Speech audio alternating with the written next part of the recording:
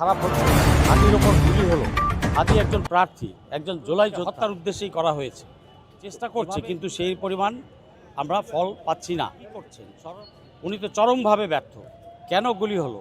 কেন আজকে 72 ঘন্টা হয়ে যাচ্ছে, হাদির হত্যাকারীদেরকে এখনও ধরতে পারেন নাই? কেন উনি বর্ডার সিল? পুলিশ আছে, র্যাব আছে, গোয়েন্দা আছে, কেন উনি পারছেন না? উনি কি বর্ডার সিল করেছিলেন, এয়ারপোর্ট সিল করেছিলেন? কেন করেন? উনি করছেনটা কি দেশে বসে? উনি হেসে হেসে মানুষের সাথে গল্প করছেন আর আলু পেঁয়াজের হিসাব করছেন। তাহলে এভাবে চললে তো হবে না। হত্যাকারীদেরকে তাদেরকে ধরতে হবে অবিলম্বে। আবার মিডিয়াতে দেখতে পাচ্ছি, সোশ্যাল মিডিয়াতে কেউ কেউ প্রচার করছে যে সে নাকি ভারতে পালিয়ে গিয়েছে। এটা মিথ্যা কথা, ডাহা মিথ্যা কথা। আমি বিশ্বাস করি না ওরা পালিয়ে গেছে। ওরা দেশের মধ্যেই আছে। আর সে যায় কিভাবে ঢাকা থেকে বের হয়ে? গোয়েন্দা কোথায়? তাহলে তার মানে আপনি নিঃসন্দেহে পালাতে দিয়েছেন। এই কাজের সাথে আপনিও জড়িত। তাহলে আপনি হাসিনাকে সহযোগিতা করছেন, রকে সহযোগিতা করছেন। 111-এর কুশীলব। আপনি তো হাসিনার রেজিমের বেনিফিশিয়ারি।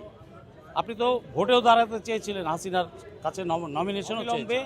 এই হাদির হত্যাকারীদেরকে গ্রেপ্তার করে আইনের আওতায় আনতে হবে। ওনার পদত্যাগের আগেই করতে হবে। ওনাকে পদত্যাগ করতেই হবে, দেয়ার ইজ নো ডাউট। ওনাকে আমরা আর চাই না। এই জাতি দেখেছে, 18 মাস দেখেছে তাকে। তার কোনো যোগ্যতা নেই এই পদে থাকার। আর আইন উপদেষ্টাকে বলবো, আপনি যে হারে জামিন দিচ্ছেন, জামিন বাণিজ্য কেন হচ্ছে আদালতে?